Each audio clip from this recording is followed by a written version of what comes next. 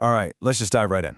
For centuries, there's been one main way to do higher learning, the university.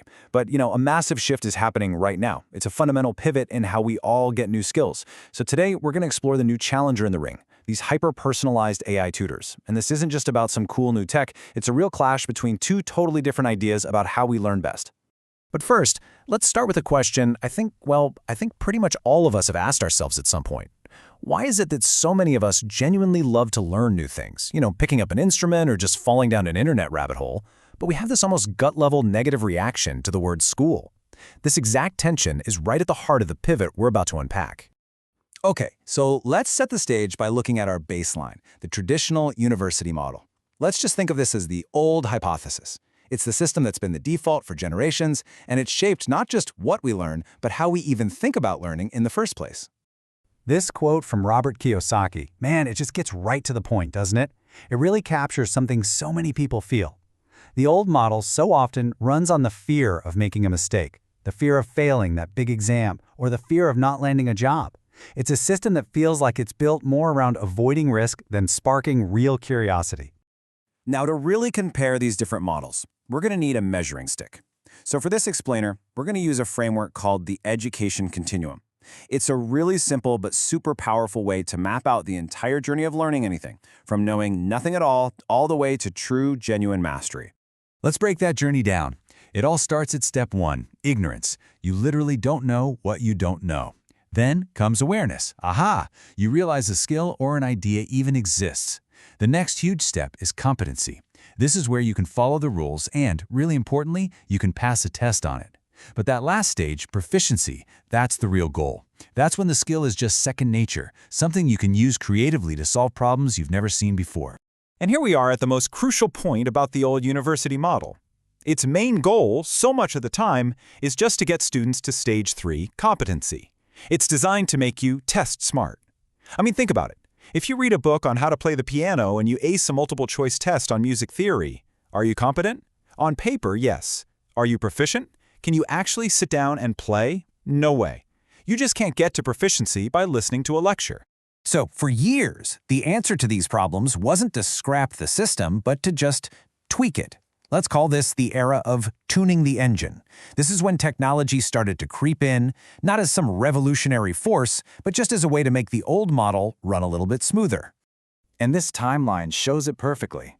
Back in the 2000s, universities just started putting their recorded lectures online. Same content, just on a computer screen. Then in the 2010s, we got MOOCs, massive open online courses, which was a huge leap for making education accessible. But what's the common thread here? It was still a one-to-many broadcast. One teacher, thousands of students. Any real personalization was basically impossible. This comparison here shows the philosophical wall that all that early edtech hit. They were mostly stuck in what we can call a culture of advice. The whole point was to get the student the right answer. But a true culture of education, well, that's not about just giving out answers. It's about teaching the process so the student can figure out the answers for themselves again and again. And this is where our story takes a really dramatic turn. We're moving way beyond just tuning that old engine. We are now watching the birth of a completely new one. This is the pivot. It's driven by a whole new idea about learning, and it's powered by a brand new class of technology. This is the question that the real innovators started to ask. What if putting lectures online is like trying to make a horse-drawn buggy go faster by giving the horse better running shoes? Maybe the problem isn't the horse. Maybe the problem is that it's a horse and buggy in the first place. What if the entire one-to-many model is just fundamentally broken?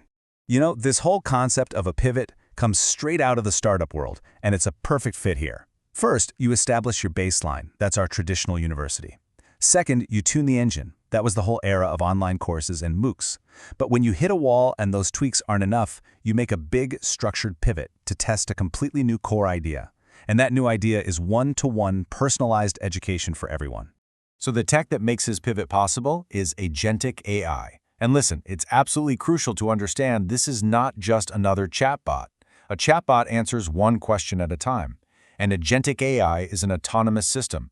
It can understand a big goal, like, hey, plan a marketing campaign for this new product, and then break that down into all the little steps. Research competitors, find the target audience, draft some ad copy, and then actually go and do it. It's less of a tool and more of a digital colleague, or in this case, a personal tutor. All right, so let's look at how this new playbook actually works.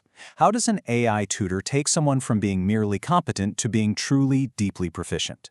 Well, it completely changes the game from just studying for a test to actually training for a real performance. This quote just hits the nail on the head. Passively rereading your highlighted notes. It feels like you're being productive, but it's actually incredibly ineffective. Real learning happens when you're forced to actively pull information out of your brain and use it, just like you would in a real-world situation or on an exam. You have to rehearse for the performance. It's that simple. And this leads to two totally different kinds of knowledge. On one side, you've got chauffeur knowledge. That's when you can just repeat what you've heard, kind of like a chauffeur who can recite the speech of the professor they drive around all day, but they don't actually understand any of it. Then you have proficient knowledge. That's the professor who can answer new questions and solve problems they've never seen before. Passive review gives you chauffeur knowledge. Active practice, that builds proficient knowledge. So how does an AI tutor actually build that proficiency? Well, it's this relentless loop of practice and feedback. Think about a pilot in a flight simulator. They don't just read the plane's manual. They fly for hundreds of hours, facing every crazy emergency you can imagine, all in a safe place. The AI tutor is your flight simulator for literally any subject. It throws endless problems at you, gives you instant feedback, and it's always adjusting the difficulty to keep you right in that perfect learning zone. It's the digital version of Mr. Miyagi's wax on, wax off. It turns that clumsy effort into automatic, unconscious mastery. Okay, this is all fascinating as a big technological shift. But let's bring it back home. What does this pivot from one-size-fits-all education to personalized, AI-driven learning, what does it actually mean for your career, for your life? The thing is, we live in an age of what economists call creative destruction. Technology is moving so fast that skills become obsolete at a shocking pace. I mean, a PhD in a tech field from just 10 years ago could be almost irrelevant today if that person hasn't been constantly learning. The old idea that you finish your education when you're 22, that's a total relic of the past. Lifelong learning isn't a nice-to-have anymore, it's the baseline for survival. And if you think this is some niche little trend, just look at the money being poured into it. We're talking a projected $2.52 trillion in worldwide AI spending by 2026. To put that into perspective, that is more than the entire economy of Canada. This isn't just a few startups in Silicon Valley. This is a fundamental economic shift on the same scale as the Industrial Revolution or the invention of the Internet. This wave is coming, and it's going to change everything. So what's this look like in the short term? Well, the phase we're in right now is being called superstaffing. Instead of AI just replacing workers, it's augmenting them. The best way to think about it is that every employee gets their own personal chief of staff, an AI agent that can do research, draft emails, manage projects, basically supercharging what one person can do. The people who are going to win are the ones who know how to manage and leverage these tools. And this really brings us to the ultimate takeaway.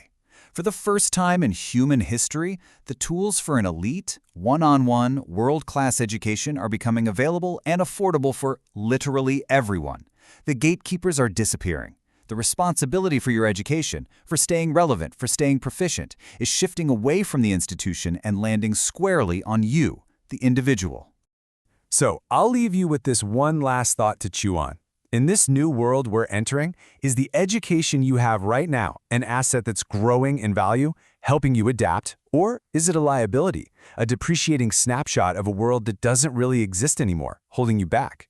The choice now is yours.